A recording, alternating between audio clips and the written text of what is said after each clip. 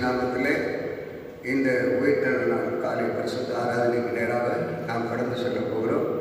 ஆண்டுடைய மகிமை வெளிப்படும்படிக்காக உண்மையாகவே ஆனாலும் இருக்கிற தேவனுடைய பிள்ளைகள் தேவனை மகிமைப்படுத்திக் கொண்டே இருப்பீர்கள். நமக்கு இந்த நாட்களில் இருக்கிற சூழ்நிலைகள் சரியாக பாடி முடிக்காவிட்டால் நீங்கள் உடனே நம்ம ஆராதித்துக் கொண்டே இருந்தீர்கள், தேவனை மேம்படுத்திக் கொண்டே இருந்தீர்கள். இப்பொழுது ஒரு சில பாடலை கூட பாடி நாம் கர்த்தரை நாம் மேம்படுத்துவோம். இப்பொழுது நாம் ஜெபிப்போம். அன்பின் பரலோக பிதாவே, இந்த நாளில் கூட எங்களுக்கு நீங்கள் இந்த வாதத்தை கொடுத்ததற்காகவும் நன்றி தெரிவிக்கிறோம். கடந்த நாட்களெல்லாம் எங்களை காத்து வந்து இந்த புதிய நாளில் நம்மளுமே ஆராதிக்கும்படி இந்த நாளை எங்களுக்கு தந்தி நாங்கள் எங்கிருந்து ஆராதித்தாலும் எங்களோடு இருந்து நன்மைகளை கட்டிடும்படி சொல்லிக்கிறோம். நெருக்கத்தின் சூழ்நிலையில் நாங்கள் இருந்து கொண்டிருக்கிறோம். எங்களுக்கு நீ நெருங்கி வந்து எங்களுக்கு உதவி செய்கிறாங்க. விடுதலையோடு பயன்படுத்தினால நேரத்தை எங்களுக்கு ஆயப்படுத்தி தொடர்ந்து இந்த ஆராதனை இருக்கிற ஒவ்வொரு பகுதியை நீர் ஆசீர்வதித்தார். நமக்கு மகிமை இயேசுவின் நாமத்தில் கேட்கிறோம் பிதாவே, ஆமென். நன்றி. நாம் ஒரு பாடலை பாடி பரிபூரண ஜீவன் பாடல் புத்தகத்திலே 543வது பாடல் துதிப்போம் அல்லேலூயா பாடி மகிழ்வோம் மகிழ்வனை போற்றி என்ற பாடலை பாடி நாம் கர்த்தரை நாம் மேம்படுத்தலாம். ஆண்டவர் நமக்கு யாவற்றையும் செய்கிற தேவன், நன்மை செய்கிற தேவன். தேவனுக்கு மகிமை உண்டாவதா.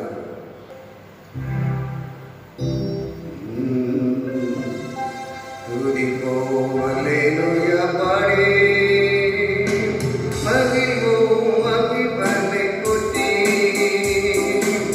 துதிப்போம் அல்லேலூயா பாடி மகிழ்வோம் மகிழ்வனை போற்றி. மகிமை தேவ மகிமை தேவதே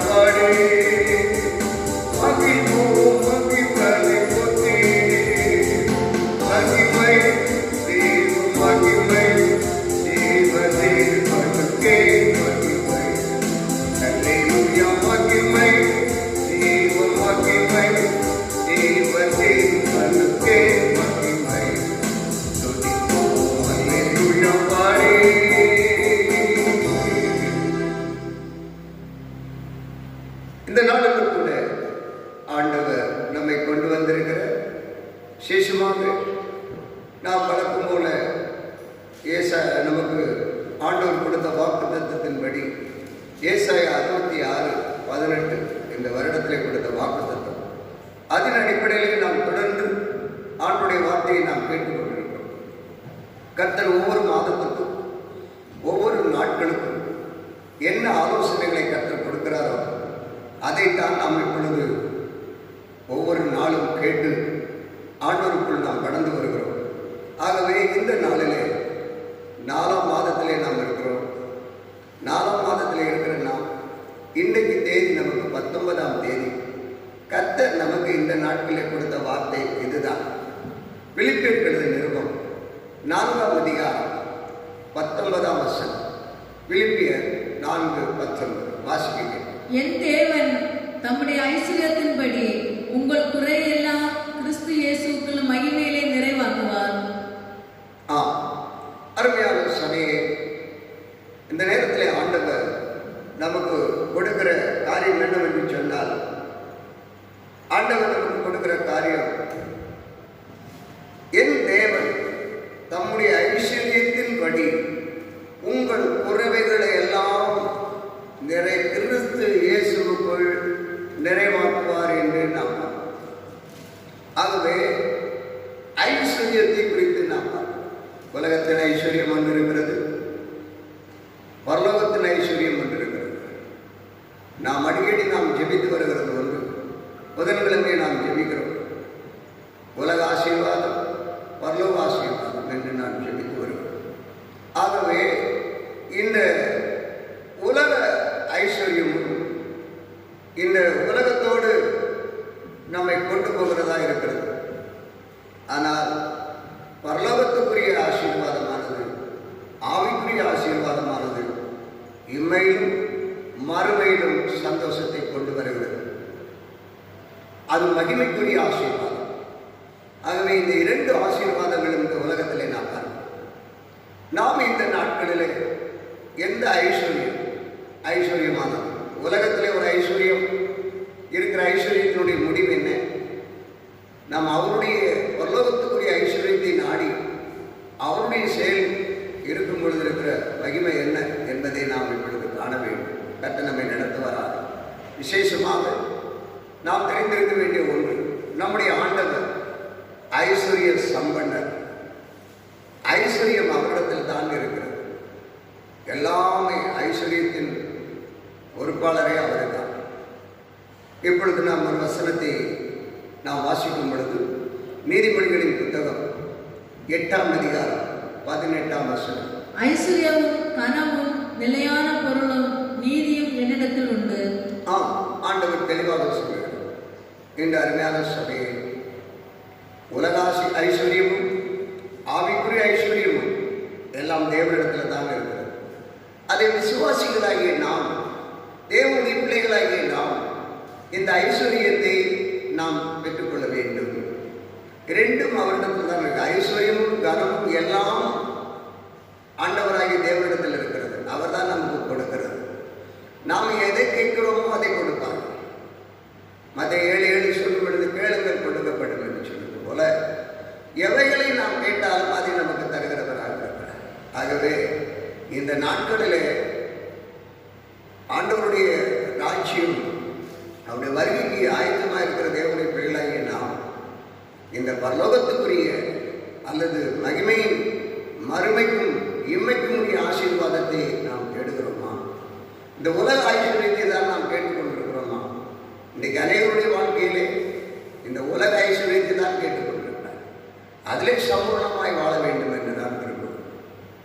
அந்த ஆவிக்குரிய ஐஸ்வர்யம், அந்த இம்மைக்கு மறுமைக்குரிய ஐஸ்வர்யத்தை அனைவரும் நாடுகிறதில்லை.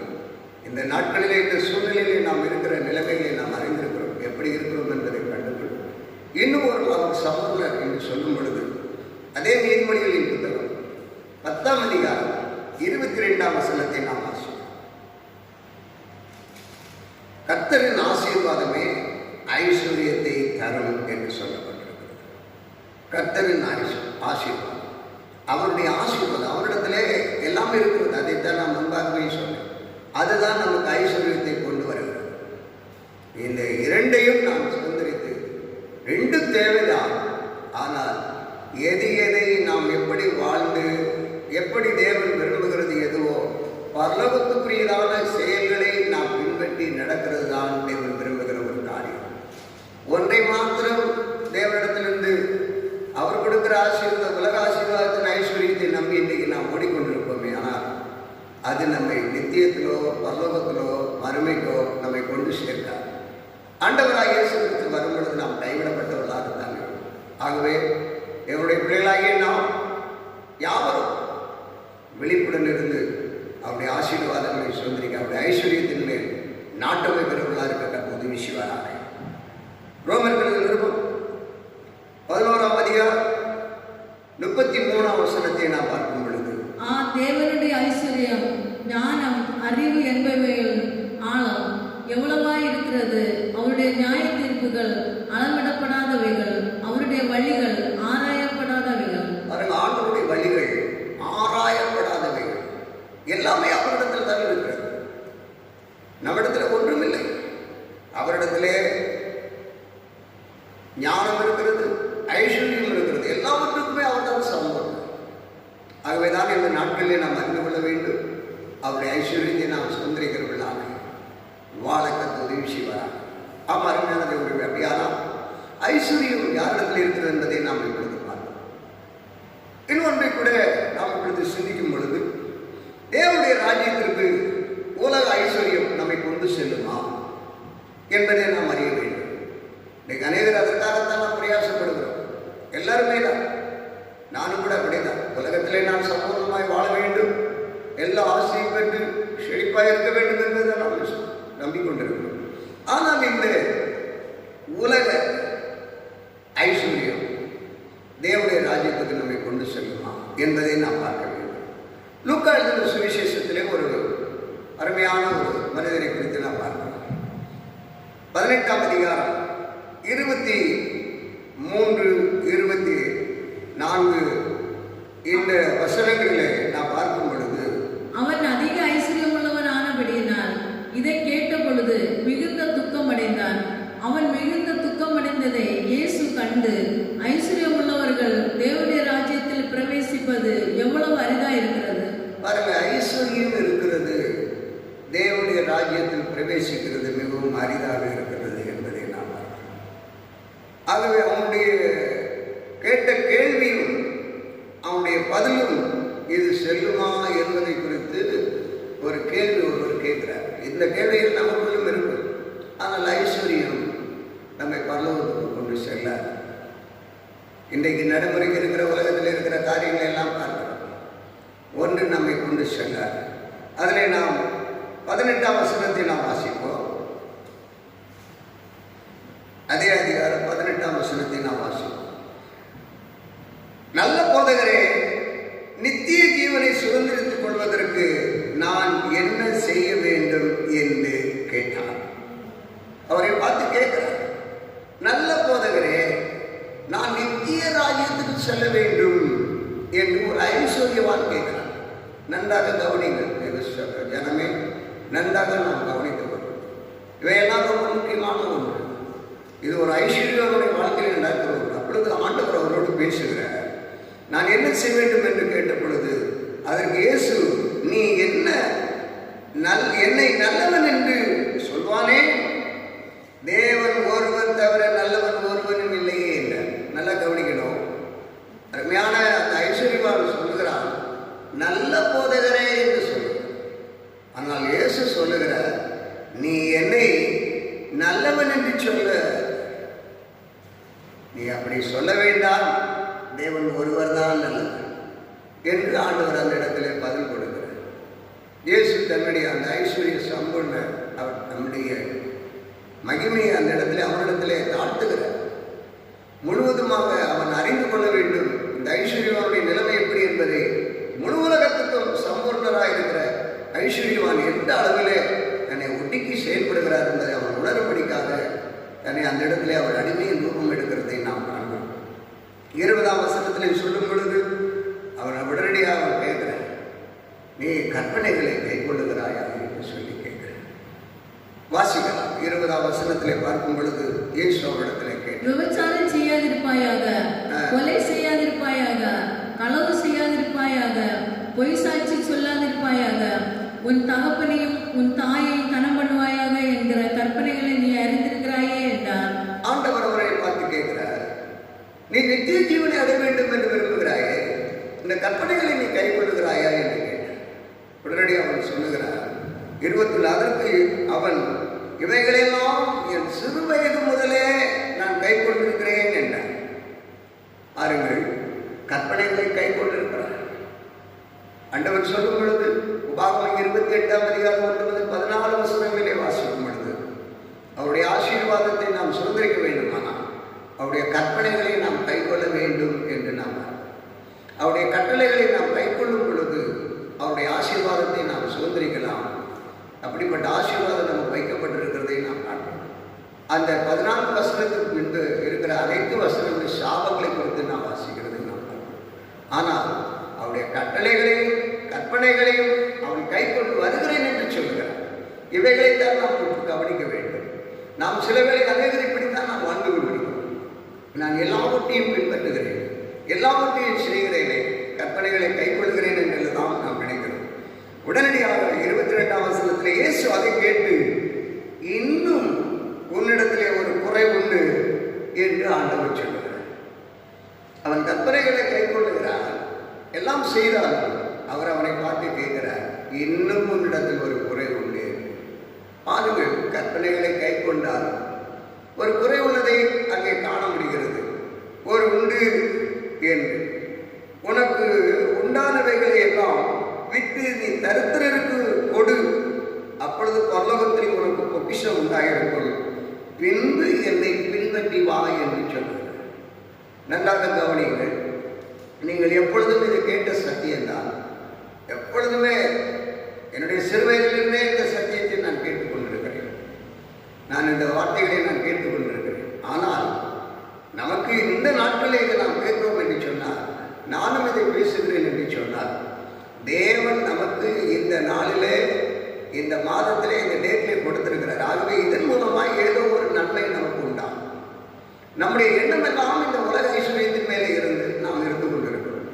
இனி உள்ள காலத்தில் நாம் பரலோகராஜ்யம் செல்ல வேண்டுமானால், அவருடைய வருகைக்கு நாம் ஆயத்தப்பட வேண்டுமானால் இந்த ஐஸ்வர்யம் நமக்கு உதவே உதவாது. அதைத்தான் நம்ம சொல்லுகிறோம். நீ கட்டளைகளை நீ கை கொள்ளுகிறாய், ஆனால் உன்னிடத்தில் ஒரு குறை உண்டு. நீ விற்று அதை தரித்திரனுக்கு கொடு, கொடுத்த பின்பு அப்பொழுதுதான் உனக்கு பரலோகத்திலே பொக்கிஷம் உண்டாயிருக்கும். அப்படியானால் இது அவன் இந்த உலகத்திலே பொக்கிஷத்தை சேர்த்து வைத்தான். உலகத்திற்காகவே தன் வாடுகிறான். உலகத்திலே தான் அவன் ஐஸ்வர்யத்தை தேடி நாடுகிறான். அந்த பரலோகத்துக்குரிய பொக்கிஷத்தை, பரலோகத்துக்குரியவர்களை நாடும்படி அவனும் நினைக்கவில்லை. அவன் மற்றவர்களையும் வழிநடத்தாதபடி இருக்கிறான். அவன் அதை பெற்றுக்கொண்ட பரலோகத்துக்குரிய பொக்கிஷத்தின் மகிமையான தேவனுடைய பிரசன்னத்தை உணர்ந்தும், இந்த உலக ஆசீர்வாதத்தை எல்லாம் அவன் கொடுத்தும் கற்பனைகளை கை கொண்டுகிறான். அவனுக்கு இந்த ஆசீர்வாதங்கள் எல்லாம் கிடைக்கிறது. ஆனால் இதை பிறருக்கு பகிர்ந்து கொடுக்காமல் இருக்கிறான். இதை நீ கொடு. இன்றைக்கு சுவிசேஷம் கேட்கப்படாத தரித்திரர்கள் இருக்கிறார். வசனம் சரியான சத்தியம் கேட்கப்படாத தரித்திரர்களுக்கு நீ கொடு என்று சொல்லும் பொழுது இன்றைக்கு அதை கொடுக்கவில்லை. அநேக ஊழியக்காரர்களும் அப்படிதான், விசுவாச மக்களும் அப்படிதான். ஐஸ்வர்யம் வந்த பொழுது அது மயக்கத்தில் உட்கார்ந்து விடுகிறோம். இல்லாமல் இருக்கும் பொழுதுதான் தேவனே தேவனே என்று முறையிடுகிறோம். நீ தரித்திரருக்கு கொடுத்தாயா? வசனம் கேட்கப்படாத காலம் இப்பொழுது வந்து கொண்டிருக்கிறது. சற்று சிந்தித்து பாருங்கள். கர்த்தர் ஆகவே அதைத்தான் அன்றைக்கே அவர் சொல்லியிருக்கிறார். வேத வசனம் நிறைவேறி கொண்டிருக்கிறது. வேத வசனம் நிறைவேறி கொண்டிருக்கிறது. வசனம் கேட்கப்படாத காலம், கர்த்தரை பாடி மகிமைப்படுத்த முடியாத ஒரு காலம். சபையை நாம் சிந்திக்க வேண்டும். தரித்திரருக்கு கொடு என்று சொன்னார். எனக்கு ஆவியானவர் இப்பொழுது என்னோடு இடைப்படுகிறார். அதுதான் அவன் கொடுக்க மனம் இல்லாமல் இருந்தான் என்று பார்க்கிறார். அவனுக்கு மனமில்லை என்றால் அந்த உலகம் அவனை விடவில்லை. உலகம் அவனை அடைப்பு வைத்தது. உலக ஐஸ்வர்யத்திலேயே நாம் சூழ்த்து வாழ்ந்திருந்தான்.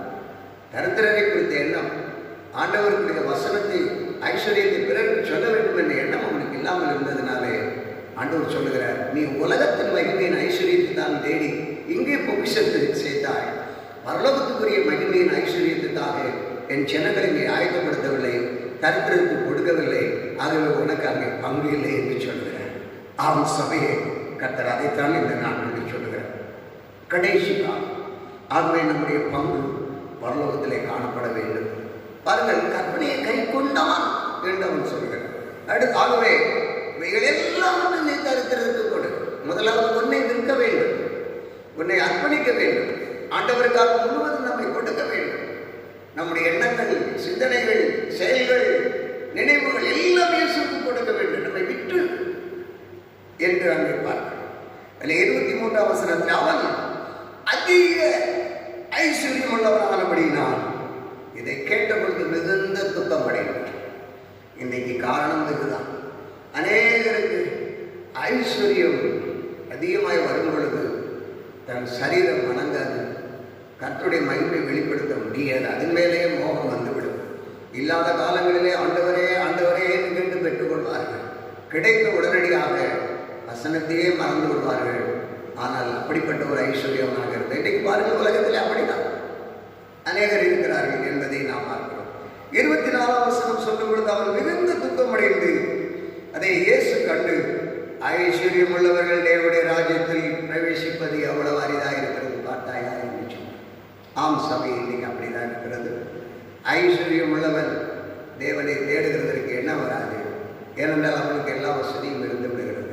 இந்த காலகட்டத்திலே உன்னுடைய ஐஸ்வர்யம் எதை ஆண்டவருடைய வருகை வந்தால் நீ உன்னுடைய இந்த சூழ்நிலையில் எப்படி இருக்கிறாய் என்பதை சிந்தித்து செயல்பட என்று கர்த்தர் இந்த நாட்களில் பேசுகிறார். ஐஸ்வர்யம் வேண்டுமே வேண்டுமே என்று நாம் கேட்கிறோம். அந்த ஐஸ்வர்யம் இருந்து என்ன பிரயோஜனம்? நம்மை பரலோக ராஜ்யத்துக்கு கொண்டு போகுமா என்பதை ஆராய்ந்து பார்ப்போம். இன்னொரு காரியத்தை கூட நாம் பார்க்கும் பொழுது அதுக்குரிய தகுதிகள். மார்க் எழுதின சுவிசேஷம் 10ஆம் அதிகாரம் 24ஆம் வசனத்தை நாம் வாசிக்கும் பொழுது, சீசர்கள் அவருடைய வார்த்தைகளை குறித்து ஆச்சரியப்பட்டார்கள். இயேசு பின்னும் அவர்களை நோக்கி, பிள்ளைகளே, ஐஸ்வர்யத்தின் மேல் நம்பிக்கையாய் இருக்கிறவர்கள் தேவனுடைய ராஜ்யத்தில் பிரவேசிக்கிறது எவ்வளவு அரிதா இருக்கிறது. அவர் தெளிவாக சொல்லுகிறார். சீசர்களுக்கு ஒரு சின்ன சந்தேகம் வந்தது, எப்படி போகுமா என்று. ஏன்னா இவர்கள் சீசர்கள் ஆண்டவர் அழைத்து உலகம் முழுவதும் போய் சுவிசேஷ அறிவுகள் என்று அனுப்பி வைக்கிறாரே, அவர்களுக்கும் அந்த ஐஸ்வர்யத்தின் மயக்கம் அவர்களை நெருக்குகிறது. இன்றைக்கு யாவரும் நாம் அறிந்து கொள்ள வேண்டிய ஒரு காரியம். அவர் கேட்ட மாத்திரத்தில் அவர்கள் கேட்கிறார்கள். உடனே அவர் சொல்லுகிறார், ஐஸ்வர்யத்தில் அவன் தேவனுடைய ராஜ்யத்தில் பிரவேசிக்கிறது மிகவும் அரிது. அவனுடைய நம்பிக்கை ஐஸ்வர்யத்தின் மேலே இருந்தால் அவன் என்னை விட்டு விடுவான். என்னை நம்புகிறவன், என் மேல் நம்பிக்கை வைக்கிறவன் பாக்கியவான் என்று சொல்லப்பட்டுள்ளது. ஆனால் அவனுடைய இதன் மேல் உள்ள நம்பிக்கை இல்லை, ஐஸ்வர்யத்தின் மேல் தான் அவனுக்கு இருக்கிறது என்று. அதே 25ஆம் வசனத்தை கூட, ஐஸ்வர்யவான் தேவனுடைய ராஜ்யத்தில் பிரவேசிப்பதை பார்க்கலாம், ஒட்டகமானது ஊசியின் காதிலே நுழைவது எளிதா இருக்கும் என்றார். ஒரு நல்ல உதாரணத்தை அவர் கொடுக்கிறார். அவர் இன்றைக்கு ஐஸ்வர்யாவுடைய நிலைமை எப்படி இருக்கிறது? ஐஸ்வர்யவான் தேவனுடைய ராஜ்யத்தில் பிரவேசிப்பானே, ஆனால் ஒட்டகமானது ஊசியின் காதிலே நுழைவது. ஒட்டகத்தை அங்கே நமக்கு ஒரு ஆதாரமாக வைக்கிறார். அன்பு சபையை சற்று சிந்தித்து பாருங்கள். இந்த நாட்களில் நம்முடைய ஐஸ்வர்யம் தேவனுடைய ராஜ்யத்தை கொண்டு செல்லுமா? சேர்த்து வைத்தோமே. இன்றைக்கு இயேசு வந்தால் அவருடைய ராஜ்யத்திலே நாம் செல்லுவோமா? கொஞ்சம் சிந்தித்து பாருங்கள். ஆனால் முடியாது. அன்று தெளிவாக சொல்லிவிட்டார், ஒட்டகத்தை ஊசியின் காதில். அப்படியானால் அந்த ஐஸ்வர்யம் அவ்வளவு நிறைவாக இருந்தால் தேவனுடைய ராஜ்யத்திலே நாம் போக முடியாது. அவருடைய வருகைக்கு நாம் எடுத்துக்கொள்ளப்பட முடியாது. நாம் கைவிடப்பட்டவர்களாகத்தான் இருக்க வேண்டும். நீதிமொழிகளின் புத்தகம் 11ஆம் அதிகாரம் 14ஆம் வசனத்தை நாம் 4ஆம் வசனம், மன்னிக்கவும், நீதிமொழிகள் 11:4. கோபாக்கின நாளில் ஐஸ்வர்யம் உதவாது, நீதியோ மரணத்துக்கு தப்பு வைக்கும். ஆமாம், வரப்போகிற நாள் கோபாக்கினை. சற்று சிந்தியுங்கள் சபையை. இன்றைக்கு இது கோபாக்கினை நாளாக இருக்கிறது. இந்த கோபாக்கினைக்குள்ளாக இருக்கிறோம். தேவனுடைய கோபம் பூமியெல்லாம் பற்றி எறிந்து கொண்டிருக்கிறது. கடந்த நாளிலெல்லாம் தேவன் என்னுடைய சிரித்துக் கொண்டிருக்கிறார். மகனே, எப்படி நீ எனக்காக உண்மை உத்தமமாக இருக்க வேண்டும் என்று என்னுடைய குறைகளை அறிக்கையிட்டு தேவனிடத்திலே நான் ஒப்புக் கொடுக்க ஆரம்பித்தேன். சபையை நீர் அப்படி நடந்து என்னுடைய கோபாக்கினை நாள் வருகிறது என்று சொல்லிக் சற்று கிறிஸ்தவ தேவனை ஆராதிக்கிற தேவனுடைய பிள்ளையை, அந்த சபையை சற்று சிந்தித்து பாருங்கள். இந்த கோபாக்களின் நாளிலே இந்த ஐஸ்வர்யம் தேவனுடைய ராஜ்யத்திலே நம்மை கொண்டு செல்லுமா? தேவனுடைய கோபம் பூமி எங்கும் பற்றி எறிகிறது. சற்று சிந்தித்து பாருங்கள். உண்மையாகவே சொல்லுகிறேன், உண்மையான ஒரு கிறிஸ்தவனாக இருந்தால் அது நன்மையாக இருக்கும். கிறிஸ்தவன் இல்லை, போதகரும் சரி, விசுவாசியும் சரி, கிறிஸ்தவம் இல்லை. இந்த நாட்களிலே கூட நான் அநேகரை குறித்து யோசித்து பார்க்கிறேன். சில இடங்களிலே ஒவ்வொருவருக்கொருவர், நான் கடந்த வாரத்திலே கூட நான் சொன்னேன், நான் யாரையும் நான் உங்களை குறை சொல்லுகிறதில்லை. இதுதான் இன்றைக்கு நம்முடைய நிலைமை. உங்களுக்கு ஆண்டவரை குறித்த ஒரு மகிமை நீங்கள் விரும்பினால் உங்களுக்கு நான் தன்னுடைய பந்தியை ஆயத்தப்படுத்துகிறேன் என்றெல்லாம் உங்களிடத்தில் நான் கேட்டேன். வாய்ஸ் நல்ல செய்தி அனுப்பியிருந்தேன். ஏனென்றால் முழுவதுமாக நாம் வெளிப்படையாக நான் கூற முடியாது, இப்படி எப்படி என்று சொல்லி அதற்காக நான் ஆயத்தப்படுத்துகிறேன் என்றெல்லாம் சொன்னேன். யாராவது உன்னிடத்திலே அந்த தேவனுடைய மகிமையும் ஆண்டவரை குறித்து அறிய வேண்டும் என்ற எண்ணம் இருந்தென்றால், ஆசிரியர் நான் எங்கள் இல்லத்தில் வந்து ஏதோ ஒன்று எனக்கு என்னுடைய சூழ்நிலை எப்படி இருக்கிறது, எனக்கு அவரை நான் நினைவு கூற வேண்டும், அவருடைய சரீரத்தையும் அவருடைய ரத்தத்தையும் நான் பானம் பண்ண வேண்டும் என்று நீ சொல்லியிருப்பான். சற்று சிந்தித்து நான் தேவனோடு வரும்பொழுது கர்த்தரை தான் என்னோடு பேசுகிறேன்.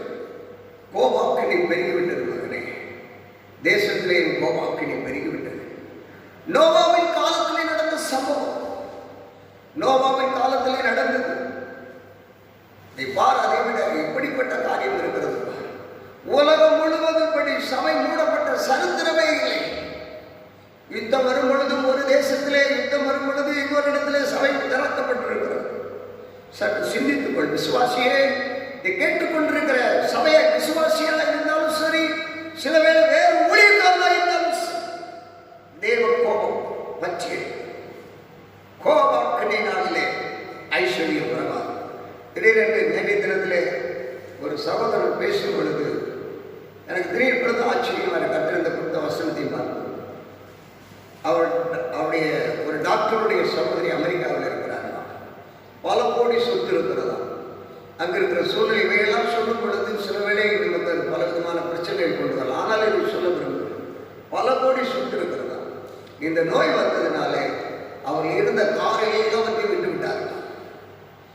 திடீரென்று மருத்துவமனையிலே செல்ல வேண்டுமானால் பல லட்சம் ஆம்புலன்ஸ் கொடுக்க வேண்டும், பிரைவேட் ஆம்புலன்ஸ் கொடுத்து பிரைவேட் மருத்துவமனையிலே சந்திக்க வேண்டுமா, இல்லாவிட்டால் ஜீவனை காக்க முடியாது. ஆகவே இருக்கிற ஆசைகளை எல்லாம் கொடுத்து அதற்கென்று கொஞ்சம் பணத்தை சேர்த்து வைத்திருக்கிறார்கள். அவர் தொடர்பு கொண்டு பேசியிருக்கிறார். கேட்கும் பொழுது எவ்வளோ வருத்தமாக இருந்தது.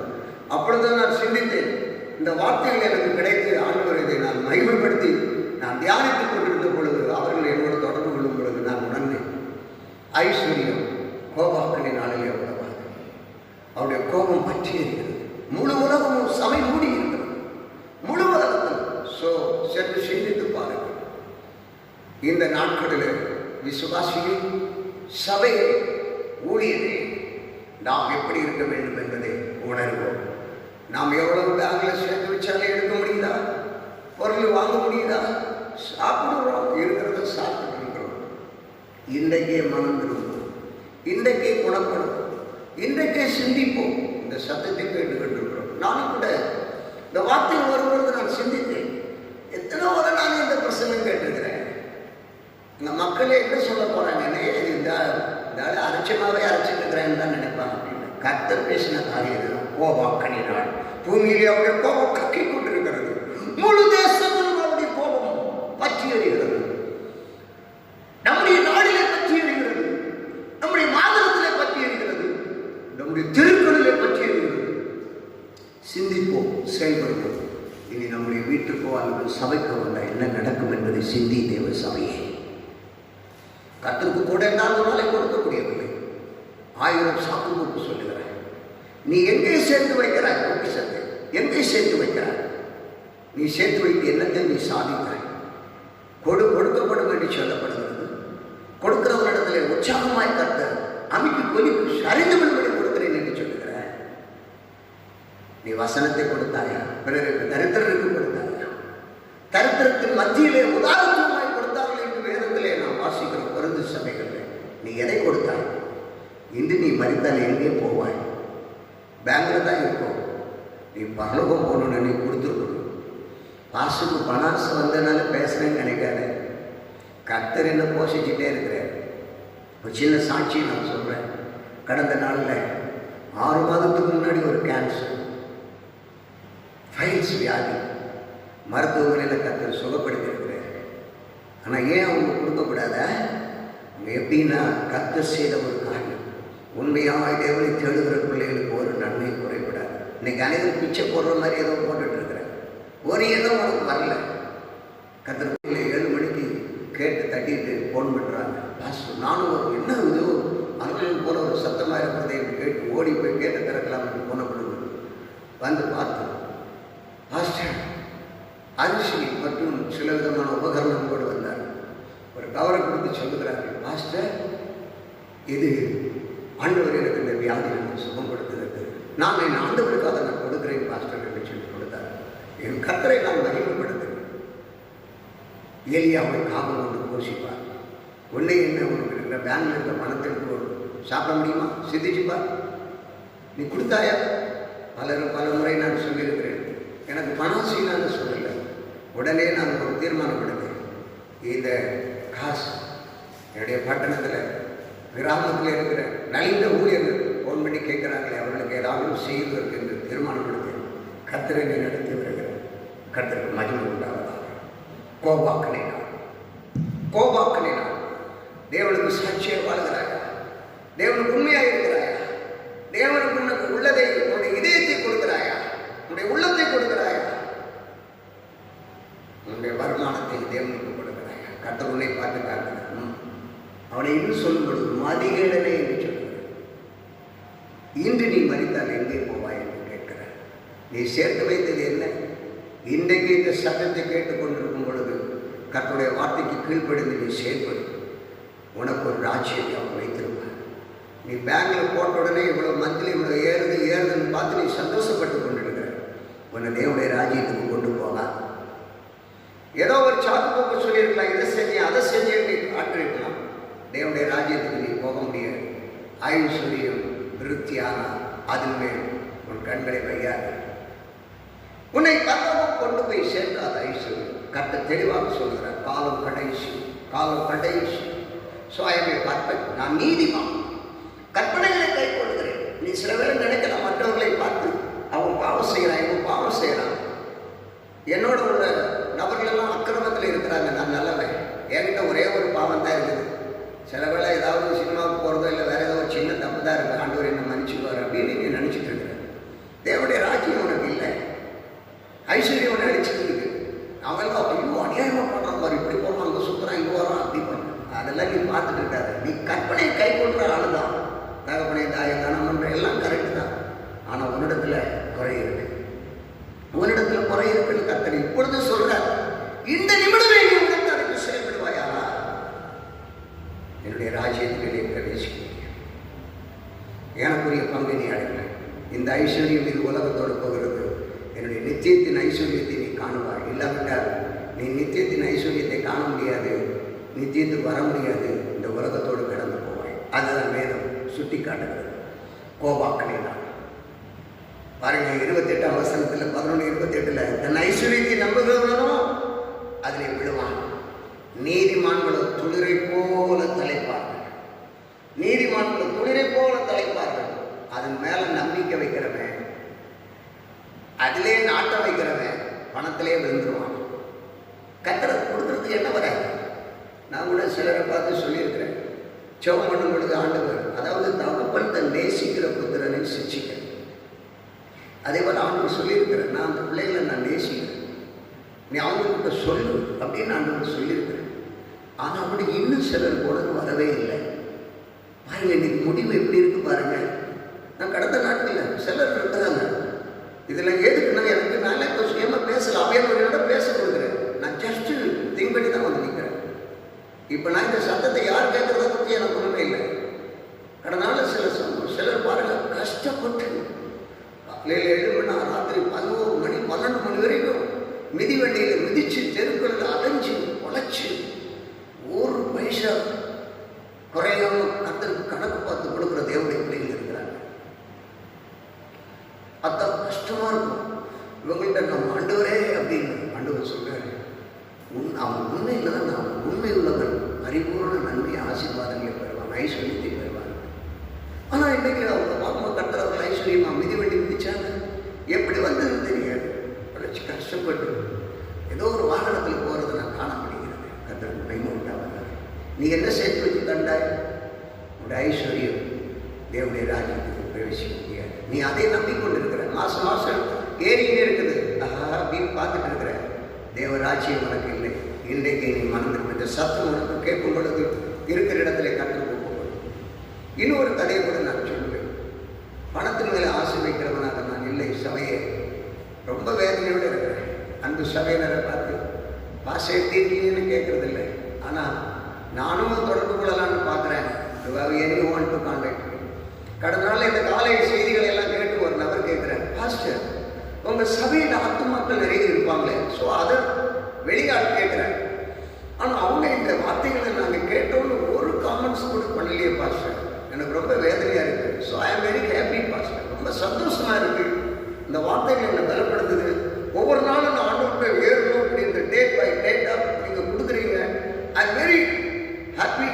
எனக்கு ரொம்ப பயனுள்ளதாக இருக்குது. ரொம்ப சந்தோஷமாக சொல்கிறேன்.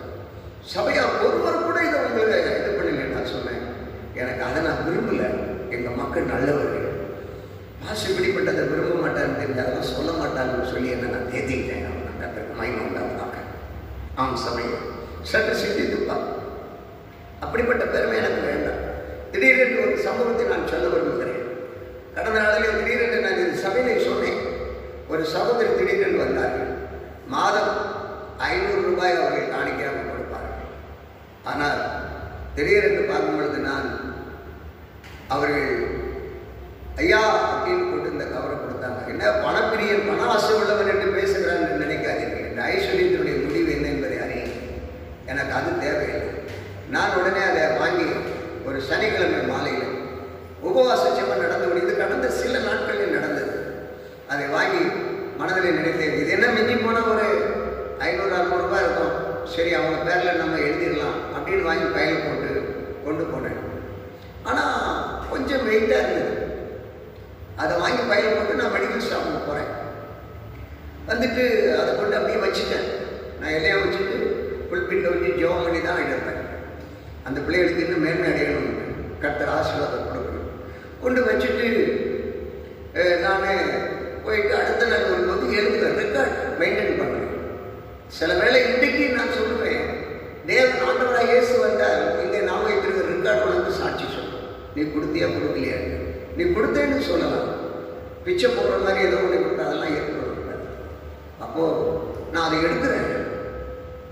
எனக்கு 5000 ரூபாய்க்கு மேலே இருக்குது. ஆச்சரியமாக இருக்குது. அவங்க மாதம் 500 ரூபா தான் கொடுப்பாங்க, மிஞ்சி போனால் 600. இன்னும் ஆண்டவரே என்ன அப்படின்னு ஆண்டவர் பேசுகிறேன். நான் உன்னை யோசிப்பேன், அவங்களால முடியாதுங்க. கொடிய தருத்துறாங்க, உழைக்கிறாங்க, கஷ்டப்படுறாங்க, ஒரு வீட்டில் போய் வேலை செய்கிறாங்க. ஆனால் எனக்கு ஆச்சரியம். ஆண்டவரை பயன்படுத்தி இதுதான் கற்று செய்கிறாங்க, மறந்து விடாது. ஆகவே ஐஸ்வர்யத்தை நம்புகிறவனும் விழுவான், நீதிமான்களும் துளிரை போல தலைப்பான். கர்த்தர் இந்த நாட்களில் கூட, இந்த வறுமையின் சூழ்நிலையில் கூட கர்த்தர் போஷித்து வருகிறார். ஆமென். இன்னொரு காரியத்தை கூட அடுத்தபடியாக உங்களிடத்தில் 4வது ஒரு சம்பவத்தை சொல்கிறேன். தேவனுடைய ஐஸ்வர்யம் எதில் எல்லாம் விளங்குகிறது? தேவனுடைய ஐஸ்வர்யம் எதில் எல்லாம் விளங்குகிறது? எரேமியா 2:4 என்று நினைக்கிறேன். பாருங்கள், எரேமியா 2:4 அல்லது எபேசியர் 2:4 இருக்கும். கர்த்தருக்கு மகிமை உண்டாவதாக. ஆண்டவர் ஐஸ்வர்யத்தில் இரக்கம் உள்ளவர் என்பதை நாம் பார்க்கிறோம். எபேசியர் 2:4 எடுத்துக்கொள்ளுங்கள். எபேசியர் 2:4. ஆண்டவருடைய நாமம் பயப்படுவர். எடுத்தவர் வாசி. எபேசியர் 2ஆம் அதிகாரம் 4ஆம் வசனம். தேவனோ இரக்கத்தில் ஐஸ்வர்யம் உள்ளவராய் நம்மில் அன்பு கொண்ட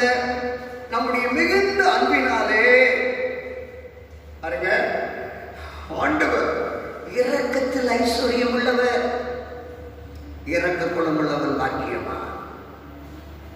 இரக்கத்தில் ஐஸ்வர்யம். அவர் இரக்கம் உள்ளது. அவரிடத்தில் இரக்கம் அவர் நம்மையிலே பாராட்டுகிறார். இந்த நாளிலே அவர் நம்மையிலே ஒரு இரக்கம் வைக்கிறார். இந்த இரக்க குணம் உள்ளதுனால தான் இந்த நாளிலே தேவன் நம்மை இப்படியாக நிறுத்தி இருக்கிறார். இல்லாவிட்டால் தேவனுடைய சமூகத்திலே நாம் நிற்க முடியாது. அருமையான தேவனுடைய பிள்ளையே, உம்முடைய ராஜ்யம் வருவதாக, உம்முடைய சித்தம் பரமண்டலத்தில் செய்யப்படுவது போல பூமியிலே எங்களுக்கு செய்யப்படுவதாக என்று சொல்லப்பட்டிருக்கிறதை நாம் ஆண்டவருடைய மகிமையை நாம் இன்னைக்கு சற்று சிந்தித்து பாருங்கள். இன்னொரு காரியத்தை கூட நான் சொல்ல வருகிறேன். அதே எபேசியர்கள் நிருபம் 1ஆம் அதிகாரம் 7ஆம் வசனத்திலே, எபேசியர் 1:7, அவருடைய கிருபையின் ஐஸ்வர்யத்தின்படியே இவருடைய இரத்தத்தினாலே பாவ மன்னிப்பாகிய மீட்பு இவருக்குள் நமக்குள் உண்டாயிருக்கிறது. ஆம், இங்கே அவருடைய கிருபையின் ஐஸ்வர்யம், நன்றாக கவனியுங்கள், அவருடைய கிருபையின் ஐஸ்வர்யத்தின்படியே இவருடைய இரத்தத்தினாலே பாவ மன்னிப்பாகிய மீட்பு இவருக்குள் நமக்கு உண்டாயிருக்கிறது. நான் முதலாவது சொன்னேன் பார்த்தீங்களா, ஆண்டவர் இன்னைக்கு பரலோக ராஜ்யம் எப்படி நீங்கள் மத்தேயு சுவிசேஷம் 5ஆம் அதிகாரத்தில் நீங்கள் பார்த்தீங்கன்னா யார் யார் பரலோக ராஜ்யத்துக்கு போவாங்க அப்படின்ற ஒரு தெளிவாக சொல்லியிருக்கிறார். அதில் தான் 5ஆம் அதிகாரத்தில் அவர் சொல்லுகிறதுல 7ஆம் வசனத்தில், இரக்கம் உள்ளவர்கள் பாக்கியவான்கள், அவர்களுக்கு இரக்கம் பெறுவார்கள். முழு வசனத்தையும் வாசிக்கிறது எனக்கு நேரம் இல்லை. நீங்கள் 5ஆம் அதிகாரம் 1 முதல் சில வசனங்களை நீங்கள் வாசித்து பாருங்கள். 10ஆம் வசனத்து வரையிலும் நீங்கள் வாசிப்பீர்கள். ஆனால் அவர்கள் பரலோக ராஜ்யத்துக்கு போவார்கள் என்று சொல்லப்பட்டது. உனக்கு இரக்கம் இல்லையா? அவர் இரக்க குணம் உள்ளவர். கிருபையின் இரக்கம், கிருபையினாலே நம்ம இரத்தத்தினாலே நம்ம மீட்டார். நம்மை இந்த பாவம் பெறுகிற இடத்திலே கிருபை பெறுகிறது, வியாதி பெறுகிற இடத்திலே கிருபை பெறுகிறது, பலவிதமான தேவை பெறுகிற இடத்திலே கிருபை பெறுகிறது. ஆகவே சில வேளை ஊழியத்தின் தேவைகளை கண்ட கிருபையினாலே அவர் மீட்பார். இரக்கம் உள்ளவர்கள் என்று உங்களுக்கு இரக்கம் இல்லையா? தரித்திரருக்கு சுவிசேஷம் அறிக்க வேண்டும். தரித்திரர்கள் இன்றைக்கு சுவிசேஷம் இல்லாதபடி அழிந்து போகிறார்களே, அவர்கள் மேல் உங்களுக்கு இரக்கம் இல்லையா? இயேசு நம்ம இரக்கம் வைத்தாரே. நாம் பாவத்தில் அழிந்து போவோம் என்பதற்காக தான் அவர் இறங்கி தன் ஜீவனையை கொடுத்தாரே. அழிந்து போகிற ஆத்மாவுக்காக இன்றைக்கு அர்ப்பணம் செய்வோம். நாம் அறிந்ததை, நாம் கற்றுக்கொண்டதை, நாம் சில வேளை வசனத்தை அதிகமாக கற்றுக்கொண்டு ஒரு ஐஸ்வர்யமாக இருந்திருக்கலாம். அதை நாம் பிறருக்கு எடுத்து கொடுப்போம். இப்பா, நான் ஆண்டவரிடத்துல நான் எவ்வளவு உண்மையா இருக்கிறேன். உண்மை உள்ளவன் பரிபூர்ண ஆசீர்வாதங்களை பெறுவான். அவன் ஐஸ்வர்யமாயிருப்பான். உண்மை உள்ளவன் அல்லவா? ஆகவே நான் உண்மையாக இருந்தேன். தேவனுடைய வசனத்தை நான் கைக்கொண்டேன். அவருடைய கற்பனைகளை கைக்கொண்டேன். எனக்கு ஆண்டவர் இந்த பரிபூர்ண நன்மைகளை தந்திருக்கிறார் என்பதை அறியாத தரித்திரத்துக்கு நீ சொல்லுகிறாயா? உன் ஐஸ்வர்யம் உன்னை முடக்கி வைத்திருக்கிறது. உன்னுடைய பொக்கிஷம் எங்கேயோ அங்கேயே உன்னுடைய நினைவு இருக்கும். மாசம் இனி இந்த மாசம் இவ்வளவு வரும், அதை நான் சேர்க்க போறேன் அப்படின்னு. ஆம், அருமையான தேவனுடைய அவர் கிருபை இரத்தத்தினாலே நம்மை மீட்டார். கொலேசியருக்கு நிருபம் 1ஆம் அதிகாரம் 27ஆம் வசனத்திலே சொல்லும் பொழுது, புறஜாதிகளுக்குள்ளே விளங்கிய இந்த ரகசியத்தில் உள்ள மகிமையின் ஐஸ்வர்யம் இன்னதென்று தேவன் தம்முடைய பரிசுத்தவான்களுக்கு தெரியப்படுத்த சித்தமானார். ஆமா, இந்த கடைசி நாட்கள் நாம் பார்க்கும் பொழுது புறஜாதிகளுக்குள் இருந்து விளங்கிய ரகசியத்தில் மகிமையின் ஐஸ்வர்யம் என்னதென்று பரிசுத்தவான்களுக்காக கடைசி காலம். ஒரு சகோதரி ஒரு வாட்ஸ்அப்பில் ஒரு மெசேஜ் போட்டிருந்தாங்க. அவங்க தேவ சமூகத்தில் செபிச்சாங்க, அழுது. நல்ல ஒரு பரிசுத்த சகோதரி. அவங்க பார்க்குறதெல்லாம் வேதத்தில் நடந்துகிட்டே இருக்கிறாங்க. அப்போ அவங்க சொல்கிறாங்க, நான் இவங்கெல்லாம் ஆண்டவர்கிட்ட நான் செபித்தேன், கேட்ட பொழுது அவருடைய முகம் கோபமாகவே இருந்தது என்று சொல்லிட்டு அப்படி சொல்லிட்டு என்னுடைய மகிமையின் ஐஸ்வர்யத்தை இன்றைக்கு அநேகர் மறைத்து வைத்திருக்கிறார்கள், செயல்படுத்தவில்லை என்று சொல்லி வேதனைப்பட்டார் ஆண்டவர் என்று சொல்லுகிறதை பார்த்தார். எதற்காக கர்த்தர் எங்களை தெரிந்து கொண்டார்? எதற்காக தெரிந்து கொண்டார்? இந்த மகிமையின் ஐஸ்வர்யத்தை வெளிப்படுத்தும்படிக்காக தான் கர்த்தர் தெரிந்து கொண்டார். அதைத்தான் இன்றைக்கு அறிவிக்கிறேன். நீ ஐஸ்வர்யம் பரலோகத்துக்கு போக வேண்டுமானா இந்த மகிமையின் ஐஸ்வர்யத்திலே நீ பின்பற்ற வேண்டும். கர்த்தர் கொண்டு செல்வாராக. ஆண்டவருக்கு மகிமை. ரோமர் நிருபம் 9ஆம் அதிகாரம் 23ஆம் வசனத்தில் தாம் மகிமைக்காக எத்தனமாக்கின கிருபா பாத்திரங்கள் நம்முடைய மகிமையின் ஐஸ்வர்யத்தை தெரியப்படுத்தவும் சித்தமாய் அழிவுக்கு எத்தனமாக்கப்பட்ட கோபாக்கினை பாத்திரங்கள் மேல் மிகவும் நீடிய சாந்தத்தோட பொறுமையாக இருந்தாரானால் உனக்கு என்ன? அவர் பொறுமையாக என்பதை மறந்து விடாது ஆண்டவர். ஆகவே இந்த நாட்களிலே அவர் இரக்கத்தில் ஐஸ்வர்யம் உள்ளவர், கிருபையில் ஐஸ்வர்யம் உள்ளவர். இந்த மகிமையின் ஐஸ்வர்யத்தை பிறருக்கு எடுத்துச் சொல்ல என்று அவர் கட்டளையிடுகிறார். இந்த கோபாக்கனை நாளிலே இந்த நாட்களில் ஏழ்மைப்பட்டு அவர்களுக்கு எடுத்து அறிவிக்க வேண்டும் என்று சொல்லிதான் தெரியப்படுத்துகிறதுனாலே இந்த சத்தியத்தை உங்களுக்கு நாங்கள் அறிவிக்கிறோம். இல்லாவிட்டால் நாளைக்கு நீங்கள் அவருடைய வருகையில் நிற்கும் பொழுது இதை எங்களுக்கு தெரியப்படுத்தவில்லை என்று நீ சொல்லிக் கொண்டிருப்பாய். இந்த வேலை என்னோடு முடிந்தது. கர்த்தருக்கு மகிமை உண்டாவதாக. ஆண்டவர் நம்மை தெரிந்ததின் நோக்கம் என்ன? இந்த மகிமையின் ஐஸ்வர்யத்தை வெளிப்படுத்தும்படிக்காகத்தான் ஒவ்வொரு தெரிந்து கொண்டார். எபேசியர் 3:8 பரிசுத்தவான்கள் எல்லாரிலும் சிறியவனாகிய நான் கிறிஸ்துவனுடைய அளவற்ற ஐஸ்வர்யத்தை புறஜாதிகளிடத்தில் சுவிசேஷமாய் அறிவிப்பதற்காக இந்த கிரியை எனக்கு அளிக்கப்பட்டிருக்கிறது என்று அப்போஸ்தலனாகிய பவுல் சொல்லுகிறார். தெளிவா சொல்லுகிறார். இந்த இது எதற்கு அளிக்கப்பட்டிருக்கிறது என்றால் ஆண்டவர் இந்த ஐஸ்வர்யத்தை புறஜாதிகளிடத்தில் சுவிசேஷமாய் அறிவிக்கும்படி. ஊழியக்காரனே, என்னை பார்த்துதான் ஆண்டவர் கேட்கிறார். இந்த மகிமையின் ஐஸ்வர்யம், இந்த கிருபையின் ஐஸ்வர்யத்தை ஜனங்களுக்கு நீ போதித்தாயா? தரித்திரனுக்கு எடுத்து சொன்னாயா? நீ ஐஸ்வர்யத்தில் மூழ்கி கிடக்கிறாயா? பணம் என்று நீ அலைகிறாயா என்று கேட்கிறாய். நீ தரித்திரம், உன்னுடைய குடும்பத்திலே நீ தரித்திரங்கள் இருக்கிறார்கள். ஆண்டவரை மேம்படுத்த ஆட்கள் ஜெபத்திலே தரித்திரம் இருக்கிறார், வேதவாசத்திலே தரித்திரமாக இருக்கிறார். நீ ரட்சிக்கப்பட்டாய், ஞானஸ்நானம் எடுக்கப்பட்ட தரித்திரத்திலே இருக்கிறார். உனக்கு அறிவிக்கும்படி கர்த்தர் குடும்பத்திலே உன்னை தெரிந்தெடுப்பார். சற்று சிந்தித்துப்பார். இதற்காகத்தான் என்று அப்போஸ்தலனாகிய பவுல் எடுத்து சொல்லுகிறதை நாம் பார்க்கிறோம். அந்த 1 தீமோத்தேயு புத்தகம் 6:17-21 பார்க்கும் பொழுது, இந்த உலகத்திலே ஐஸ்வர்யம் உள்ளவர்கள் இருமாப்பான சிந்தம் உள்ளவர்களாயிராமலும் நிலையற்ற ஐஸ்வர்யத்தின் மேல் நம்பிக்கை வைக்காமலும் நாம் அனுபவிக்கிறதற்கு சகலவித நன்மைகளை நமக்கு சம்பூர்ணமாய் கொடுக்கிற ஜீவனுள்ள தேவன் மேல் நம்பிக்கை வைக்கவும் தெளிவாக கர்த்தர் போதிக்கும்படி அப்போஸ்தலனாகிய பவுல் தீமோத்தேயுவுக்கு சொல்லுகிறதை பார்க்கிறோம். இதுதான் ஊழியக்காரர்களுக்கு கர்த்தர் கொடுத்திருக்கிறார். இந்த உலக ஐஸ்வர்யம், மகிமையின் ஐஸ்வர்யங்களை எல்லாம் நீ போதிக்க வேண்டும். நீ சொகுசா உட்காராத, மனுஷனை மாறாத, கொடுக்குறான் கொடுக்கல அவன் பிரியப்படுத்தணும் நீ பேசாத, சத்தியத்தை பேசு. சபை தேவாவுக்கு கோபாக்கினாலே மூடி கிடக்கிற காரணம் என்ன?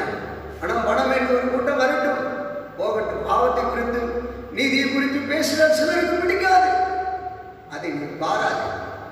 சத்தியத்தை சத்தியமாய் நீ அறிவி என்று சொல்லுகிறதுனாலே சபை காலியாகும், உணர்வார்கள். அரும்பு சபை கர்த்தருக்கு மகிமை உண்டாவதாக. அதே அதிகாரத்தில் ஆண்டவர், ஆகவே அதற்காகத்தான் உங்களை நான் தெரிந்திருக்கிறேன். நன்மை செய்யும் கிரியைகள் ஐஸ்வர்யம் உள்ளவர்களாகவும் தாராளமாய் கொடுக்கிறவர்களும் உதாரணம் உள்ளவர்களுமாய் இருக்கவும் தெளிவாக சொல்றார். அப்படி நீ போதிக்கணும். 18 நன்மை செய்யணும், நற்கிரியைகளில் ஐஸ்வர்யமா உள்ளவர்களாக தாராளமாய் கொடுக்கணும், உதாரணமாக நீயும் கொடுக்கணும். உனக்கு வரதை நீயும் கொடுக்கணும். உன்னுடைய சாபனத்தில் நீ கொடுக்கணும், நீ சுவிசேஷத்தை கொடுக்கணும், சத்தியத்தை கொடுக்கணும், உன் பணத்தை கொடுக்கணும், உன் மனதை கொடுக்கணும், உன் எண்ணத்தை கொடுக்கணும், உன் நேரத்தை கொடுக்கணும், உன் சரீரத்தை கொடுக்கணும் அப்படின்னு தீமோத்தேயுவுக்கு அவர் சொல்றார். முழுவதுமா நீ கொடுக்கணும். உதாரணத்துவம் அந்த சொகுசனை உதாரணத்தை எச்சரிக்கை கொடுக்கிறோம். 19 நித்திய ஜீவனை பற்றி கொள்ளும்படி வருங்காலத்திற்கு தங்களுக்கு நல்ல ஆகாரத்தை பொக்கிஷமாக வைக்கவும் அவர்களுக்கு கட்டளையிட நித்தியராஜ்யத்தை நீ சொல்லணும். நித்தியராஜ்யத்துக்கு போகிற ஆளாக இருக்கணும். உண்மையுள்ள உத்தமனான ஊழியக்காரனாக இருந்து போதித்து தீமோத்தேயுவை வழிநடத்துகிறதை பார்க்கிறோம். 20 ஓ தீமோத்தேயுவே, உன்னிடத்தில் ஒப்புவிக்கப்பட்டதை நீ காத்துக்கொண்டு சீர்கேடான வீண் பேச்சுகளுக்கும் ஞானம் என்று பொய்யாய் பேர் பெற்றிருக்கிறவர்கள் இருக்கிற கொள்கையும் விவரங்களை விட்டு விலகு. சில வேலைகள் பணத்துக்காக இங்க அங்க கிடைக்கணும் ஓடுறேன்னா அதை விட்டு விலகு. அப்படிப்பட்டதை நீ மாறாத. நீ சத்தியத்துக்காக நிற்கணும், சத்தியத்தை வாங்கணும், சத்தியத்தை ஆண்டவர் மக்கள் இடத்துல கொடுக்கணும். உண்மையான ஊழியக்காரனாக இருக்கணும். சத்தியத்தில் நின்று எச்சரிக்கை கொடுக்கறத பார்க்குறோம். நான் முடிக்க போகிறேன். கடைசியாக 2 காரியத்தை சொல்ல விரும்புகிறேன். ஒரு ஞானி விதமாக சொல்லுகிறார். ஒரு ஞானியுடைய வாழ்க்கையில் இருக்கிற ஒரு காரியத்தை நீங்கள் பார்ப்பீர்களே, ஆனால் அவன் சொல்லுகிறார் பாருங்க. நீதிமொழிகளின் புத்தகம் 30ஆம் அதிகாரத்தில், மாயையும் பொய் வசனிப்பையும் எனக்கு தூரப்படுத்தும், தரித்திரத்தையும் ஐஸ்வர்யத்தையும் எனக்கு கொடாதிருப்பீராக. அன்பு சபையே, இந்த கடைசி நேரத்தில் சற்று சிந்தியுங்கள். உங்களுக்கு என்ன வேணும்? நமக்கு உங்களுன்றதை விட நமக்கு என்ன வேணும்? என்ன வேணும்? அந்த ஞானி அவர் சொல்றாரு, ஆண்டவரே, எனக்கு மாயையும் பொய் வசனிப்பையும் எனக்கு தூரப்படுத்தும் ஆண்டவரே. எனக்கு தரித்திரத்தையும் ஐஸ்வர்யத்தையும் எனக்கு கொடாதிரும். 2 வேண்டாம். தரித்திரமும் வேண்டாம், ஐஸ்வர்யமும் வேண்டாம். அப்போ உனக்கு என்னையா வேணும்? இப்போ நம்ம பார்த்து கேட்குறேன், என்னையா எப்படி சொல்ற? 2 வேண்டான்ற, தரித்திரம் வேண்டாம், ஐஸ்வர்யம் வேண்டாம், பின்ன எதுக்கு நீ இந்த உலகத்தில் வாழ்ற அப்படின்னு கேட்டேன். இப்போ என்ன சொல்லுவோன்னா, அவர் சொல்றாரு அடுத்த வசனத்தில், நான் பரிபூரணம் அடைகிறதுனால் மறுதலித்து கர்த்தர் யார் என்று சொல்லாத படிக்கும், தரித்திரப்படுகிறதுனால் திருடி என் தேவனுடைய நாமத்தில் வீடிலே வணங்காத படிக்கும், என் படியை எனக்கு அளந்து என்னை போஷித்தருளும் என்று கேட்கிறார். பாருங்க, தெளிவா சொல்லுகிறார். எனக்கு ஐயா இதெல்லாம் வேண்டாம் ஐயா, நான் பரிபூர்ணம் அடைகிறதுனால் உண்மை நான் மறுதலிப்பேன். பார்த்தீங்களா எப்படி தெளிவா இருக்கு? பார்த்தீங்களா? ஒட்டகமான ஊசிங்கால் நுழையாது போல மறுதலிப்பேன். ரொம்ப வந்துச்சுன்னா நான் மறுதலிப்பேன். எனக்கு ஆசை பெருகிட்டே இருக்கும். ஆனா கர்த்தர் யார் என்று சொல்லாத படிக்கும். பணம் வர வர ஆண்டவருடைய பிரசன்னம் போயிடும். இன்னைக்கு அனைவருக்கு போயிடுது. அடுத்து, நான் தரித்திரத்தினால் திருடி என் தேவனுடைய நாமத்தை வீணிலே. எனக்கு தரித்திரம் ஆயிடுச்சுன்னா என்ன பண்ணுவேன்? சாப்பாட்டுக்கு வறுமை ஆயிடுச்சுன்னா திருடுவேன். இன்னைக்கு இருக்கிற காலம் வசனத்தையும் பஞ்சத்தில் வந்தாச்சு. வசனம் எங்கே கேட்கும் அப்படின்னு ஓடுற ஒரு காலம். இன்னைக்கு அநேக பல விதத்தில் இதை நான் சொல்ல முடியல, பேச முடியல, சற்று சிந்திங்க. ஆகவே அவர் சொல்கிறாரு, எனக்கு வேண்டாயா, எனக்கு பெரிய ஐஸ்வர்யம் வேண்டாம், தரித்திரம் வரக்கூடாது, ஆனால் அன்னன்னைக்கு வேண்டிய ஆகாரத்தை எனக்கு கொடுத்தா போதுங்க, வேற என்னங்க வேணும்? இப்போ பாருங்க, வர வர நீ சேர்த்து வச்சதை எடுத்து நல்லா கொட்டி தின்னலான்னு நினைக்கிறீங்களா? அவன் வீட்டில் கொண்டு வந்து சாப்பாடை தான் போடுறது தான். இந்த காலம் எப்படி போகுது பாருங்க. கடந்த நாளில் இத்தாலியில் கொண்டு போய் பணங்கள் எல்லாம் தெருவுகளில் கொட்டுறாங்கன்னு வாட்ஸ்அப்பில் பார்த்தேன். அன்பு சபையை என்ன சிந்தித்துக் கொண்டிருக்கிறேன்? இன்னொரு காரியத்தை கூட நான் சொல்ல விரும்புகிறேன். உன்னுடைய வேண்டுதல் எப்படி இருக்கிறது? உன்னுடைய வேண்டுதல் எப்படி இருக்கிறது? இப்படி வேண்டிக் கொள்வோமா? என்ன சிந்தித்து நாம் வாழுகிறோம் என்பதை அறிந்து கொள்கிறோம். கடைசியாக ஒரே ஒரு காரியத்தை சொல்ல விரும்புகிறேன். நாம் நித்திய ராஜ்யத்திலே, தேவனுடைய ராஜ்யத்திலே போக வேண்டுமானால் இந்த உலக பொக்கிஷமும் உலக ஐஸ்வர்யமும் நம்மை கொண்டு போகாது. யாருக்கு தெரிந்த ஒரு கதை. ஆண்டவர் இந்த வசனத்தின் மூலமாக என்னோடு பேசிக் கொண்டிருக்கிறார். அதை கூட சொல்லி முடிக்கிறேன். தேவனுடைய ராஜ்யத்தில் யார் எப்படி இருப்பார்கள், அவருடைய முடிவு என்ன என்று சொல்லப்படுது.